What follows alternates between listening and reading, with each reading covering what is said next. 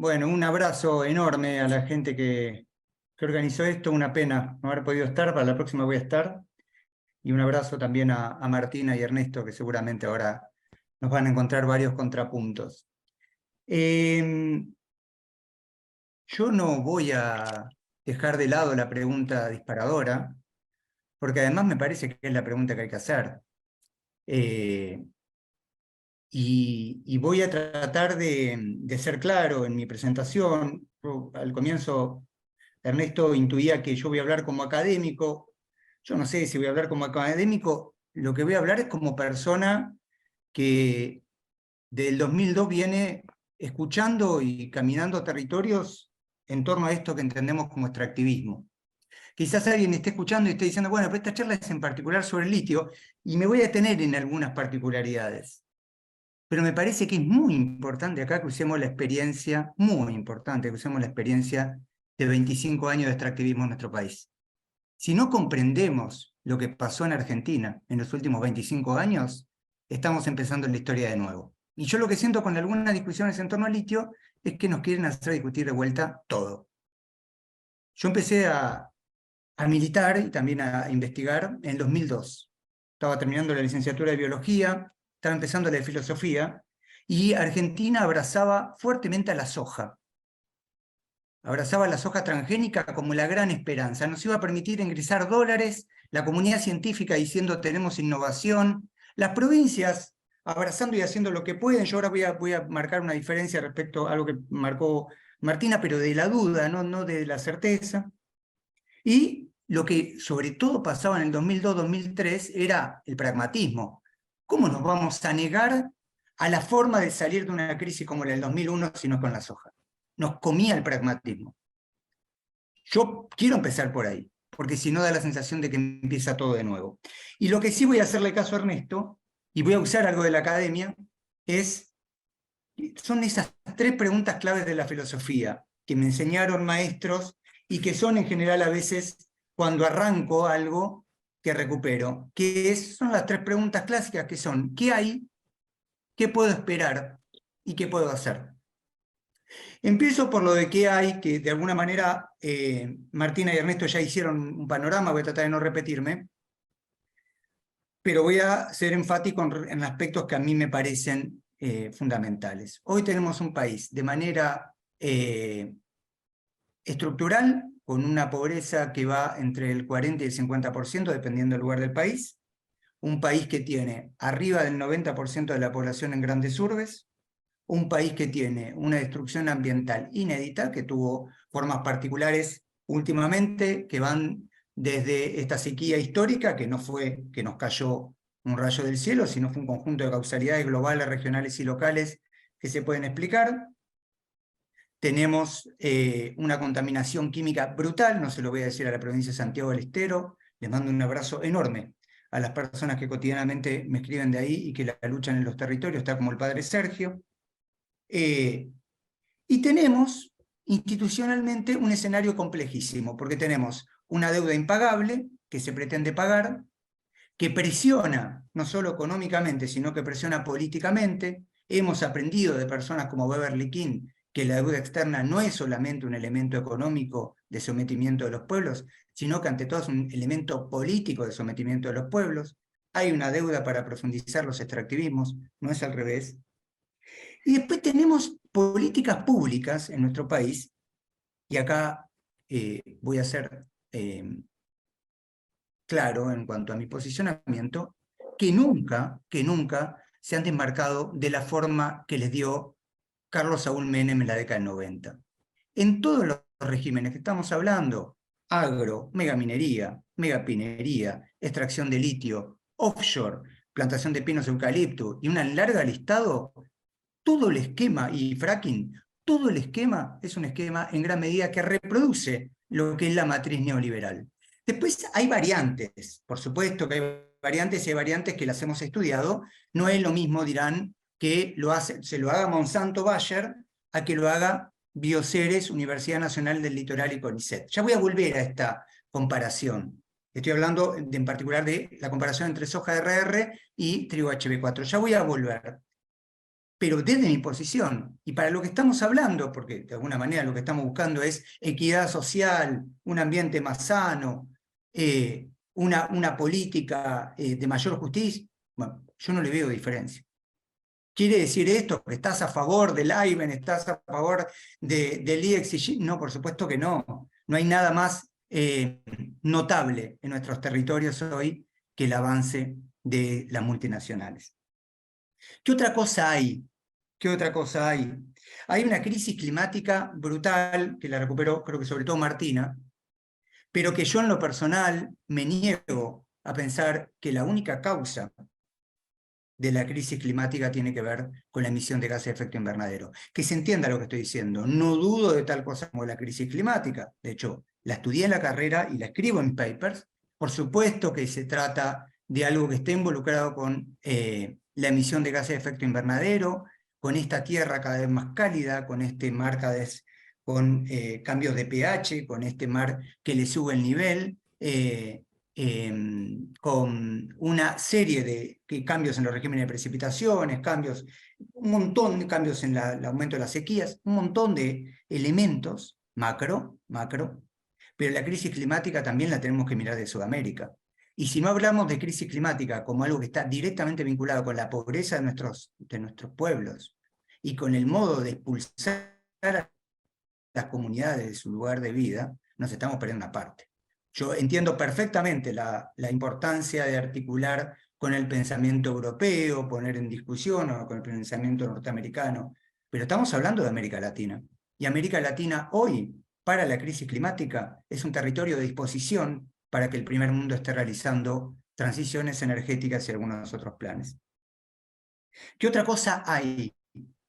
Hay, esto yo les contaba, yo estudié primero agro, muchos años, y después estudié bastante megaminería, me involucré con pueblos como Hachal y Andalgalá, que pelean fuertemente en contra de la megaminería, y después llegué al litio a partir de una visita a gente querida de Fiambalá, en Catamarca, y después recientemente volvimos a visitar no solo Fiambalá, sino Antofagasta de la Sierra, Salinas Grandes, y algunas comunidades de Salta que también están padeciendo en el caso del procesamiento de litio cerca de Güemes.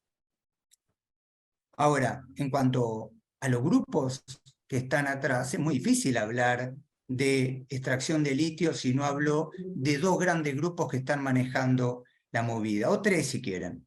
Por un lado, los grandes Estados-nación, China y Estados Unidos, están jugando al TEC sobre nuestro territorio. Está básicamente entre Sijin Liex y Livent, se juegan ahí gran parte de las fichas. Para todos aquellos que tienen TEG encima sabrán a qué me refiero. Ahora, hay dos grupos más que tenemos que mencionar y también tienen que ser mencionados. Una, las automotrices. Básicamente, Volkswagen, Toyota, están jugando con nuestros territorios y están haciendo la transición que le viene bien a sus negocios. Porque si se fijan los números, Volkswagen, aún con CEOs presos en Estados Unidos, en medio de un fraude, nunca había vendido tanto. Entonces, digo, hay gente que se está llenando de plata a nivel global, se está llenando los bolsillos a nivel global con el programa que tiene Argentina.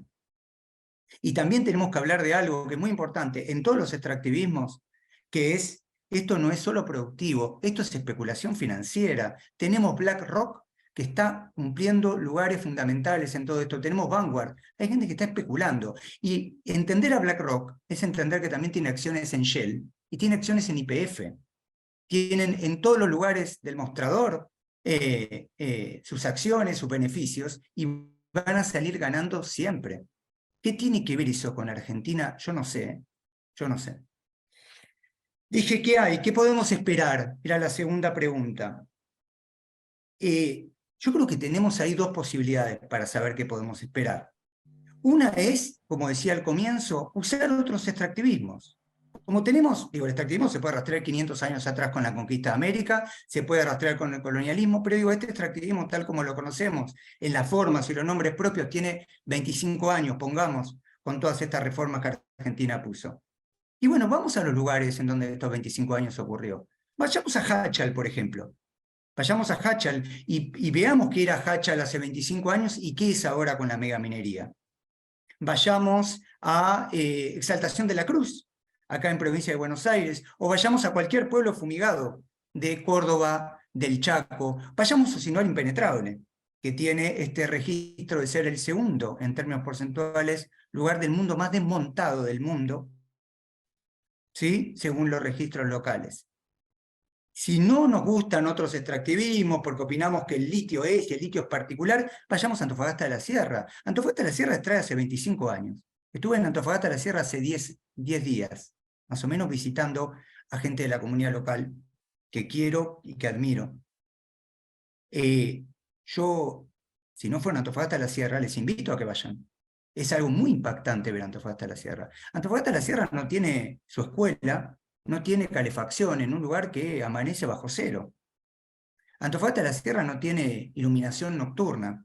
Antofagasta de la Sierra lo que sí tiene son dos cosas: carteles del AIBEN, que dice que va a ser un hospital, que eso ya lo vimos en otros extractivismos, y Antofagasta de la Sierra también tiene un montón de 4x4, de hombres, en su mayoría de mi edad, y muy posiblemente personas que vienen de grandes urbes como yo, que están haciendo negocios o están recibiendo cierto capital.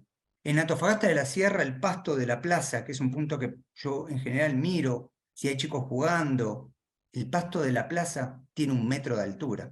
Y no vi un niño. En Antofagasta de la Sierra, creo que esto lo comentaba Martina, la policía controla los autos adentro del pueblo. Nosotros pinchamos un neumático antes de llegar a Antofagasta de la Sierra y pasamos por el control policial, no les exagero, 8 veces en 10 minutos. Nunca vi una cosa igual en una esquina de un pueblo. ¿Qué podemos esperar en función de lo que vimos en Antofagasta de la Sierra y otros extractivismos? No digo en 100, porque ningún plan acá es de 100 años. Todas las empresas de litio, corríjanme, más o menos están hablando entre 20 y 40 años, sus planes. Estas vamos a esperar mayor desigualdad social, por supuesto, alguien cree que realmente esto va a dar equidad social, mayor destrucción ambiental. Las comunidades locales hablan básicamente de que esto es minería de agua. Las formas de pérdida de agua dulce, ustedes saben que son múltiples. Hay una contaminación al momento entre agua salina y agua no salina al momento de sacar el agua. En el viaje que hicimos recientemente, la empresa Livent en Antofagasta de la Sierra, en una conversación que tuvimos, nos reconoció que están sacando agua dulce del río Trapiche y que son una de las responsabilidades, y ahora plantean también de Río Los Patos. Y también, obviamente, Argentina usa las técnicas de extracción de litio más baratas, habidas y por haber, entonces es evaporación directa durante 1 año y medio en un lugar que no llueve. ¿Qué podemos esperar de 20 a 40 años? La crisis climática. Ya voy a volver a la crisis climática. Ahora, si algo tiene el litio, que es un parche, digo, nadie acaba de resolver la crisis climática con este parche. En todo caso, es un parche manejado bien por las empresas automotrices. Y después, ¿qué podemos esperar muy rápidamente para ir entrando a la parte final? Y un Estado que siga actuando en términos de políticas públicas, que no parece que tuviera mucho de pública, pero sí de privado, una deuda impaga, una deuda que va a seguir sin estar impaga si se desea pagar, un extractivismo profundizado, una concentración urbana a la cual va a seguir aumentando su porcentaje. Somos el 8º territorio del mundo en extensión, un territorio básicamente vacío, lleno de soja.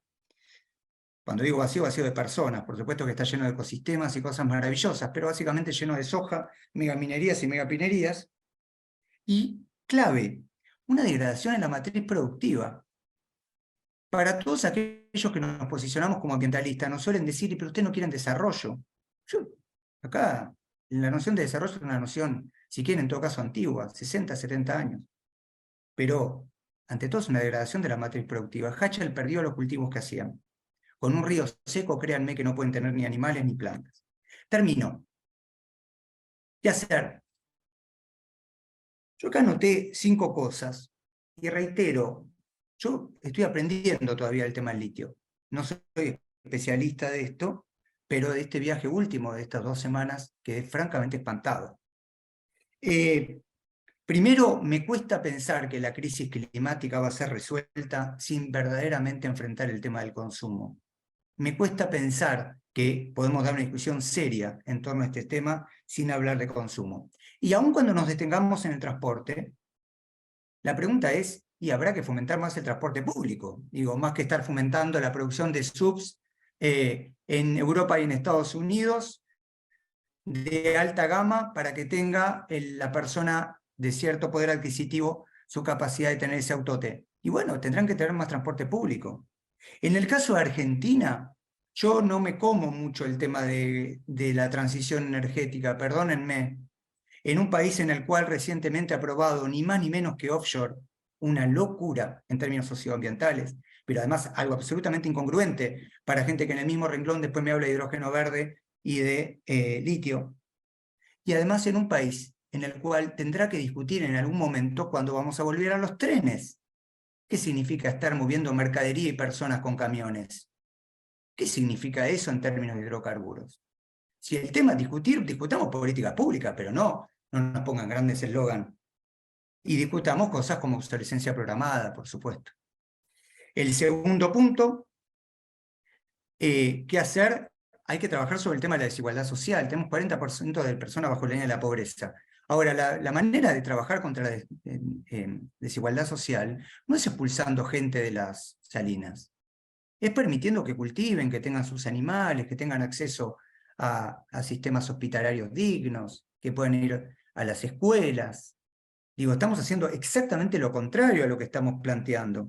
Y sobre todo, es no destruyendo la matriz productiva. Si algo hizo el agro en nuestro país, es reventar la matriz productiva, a pesar de que grandes medios festejan las toneladas de exportación. Tercer punto, y a mí acá me parece muy interesante lo que hizo Ernesto, la salvedad que hizo, como había comunidades que habían cooptado, no me acuerdo qué palabra, creo que usó esa, pero evidentemente tenemos que discutir qué democracia tenemos, ¿no? O sea, ¿qué significan consultas? No saben la cantidad de anécdotas de este viaje, de gente que había firmado y que lo habían tomado como firmas. O sea, nos contaron anécdotas, no las quiero contar porque algunas son realmente obscenas, de buscar firmas. Y eso es la consulta popular. Y eso no es democracia, estar buscando engañar a la población. Si queremos que realmente tratemos a la población con respeto, démosle la información del caso, démosle tiempo para que procesen y tomen las decisiones del caso. Pero que no nos tomen el pelo, que no nos tomen el pelo. Me junté con algunos comuneros y comuneras 2 veces, uno en Abrapampa y otro en El Moreno, que estaban preocupados por esta persona, que creo que ahora es diputada, que se había dado vuelta de una de las 33 comunidades, y uno dice, pero ¿y las otras 32 qué? Corrí a la mujer esa. Digo, ¿qué pasa con las otras? Y no, las otras 31 pues ya consiguieron la firmita. Entonces, si consiguieron la firmita, si el punto es conseguir firmita, como hacen con las consultas populares, que no nos tomen el pelo y que no digan que hay consentimiento social. Hace poquito, y termino con estas últimas 2 cosas, me encontré con un compañero de Fiambala y estábamos hablando, un compañero que le tengo mucho cariño, y en un momento me dice, ¿sabes qué pasa? Vienen a nuestros territorios, nos preguntan, pero no aceptan nuestro no. Entonces, digo, democracia es aceptar el no, aún reconociendo esto que dice Ernesto, que también es cierto, ¿no? O sea, habrá que en todo caso discutir porque una comunidad acepta, no acepta, y el derecho en todo caso a aceptar. Pero independientemente de eso, tal como está estructurado hoy, yo no creo que el punto sea democrático. Termino con las dicotomías falsas que están establecidas, a mis ojos, son dicotomías que establecen las preguntas secundarias y no la primaria. Si esto lo maneja nación o provincia, yo les confieso que no lo tengo resuelto, porque será que no veo tanta diferencia entre Morales y Culfas, perdónenme. Entonces no creo que pase por nombres propios. Entiendo que hay un problema de caja, entiendo que hay un problema federal, pero no veo tanta diferencia, disculpen en eso. Tampoco veo el tema del porcentaje de regalías. La verdad que el porcentaje de regalías que dejan es una vergüenza. Este 3% que se en 1.5 es la muestra más clara de un 20%, y estoy diciendo un porcentaje que en Argentina sería imposible. Y después el tema de la batería de litio, que ahí discúlpenme, yo voy a ser muy crítico. Yo creo que si el tema es hacer baterías con un elemento que está secando territorios,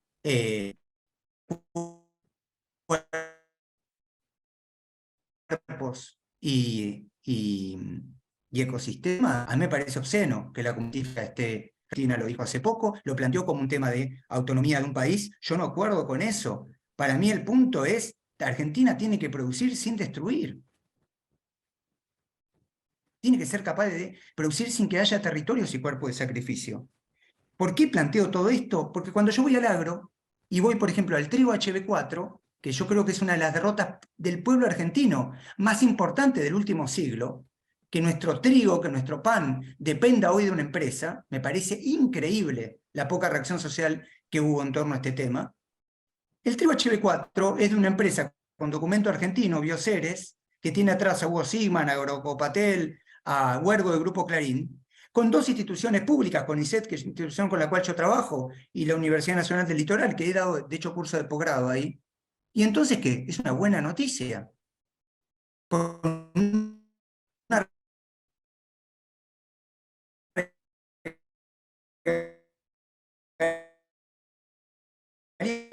mucho más alto que el 3%. No, no es una buena. Y gracias por esta posibilidad hermosa.